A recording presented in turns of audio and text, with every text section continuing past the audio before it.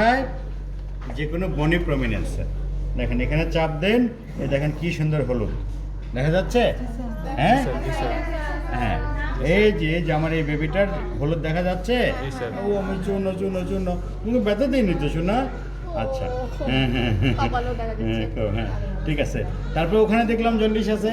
এখন আমরা উপর থেকে সেফালোপডাল ডিস্ট্রিবিউশনে জন্ডিস ডিস্ট্রিবিউটেড হয়। তাহলে উপর থেকে নিচে নামবো, এখানে চাপ দেব, এখানেও হলুদ। জন্ডিস আছে? আচ্ছা, এখানে চাপ দিব, এখানেও হলুদ।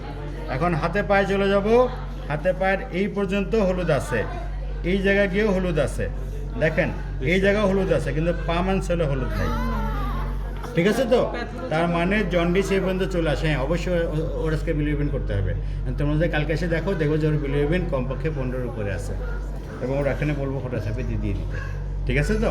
তাহলে বুঝতে পারছেন তো, আমরা বনি প্রমিনেন্সের এগেনস্টে যখনই দেখি তখন দেখি কি ইয়েলো হয়ে গেছে, তাই তো? ওকে আমরা ফটোথেরাপির জন্য ক্যান্ডিডেট ফর ফটোথেরাপি।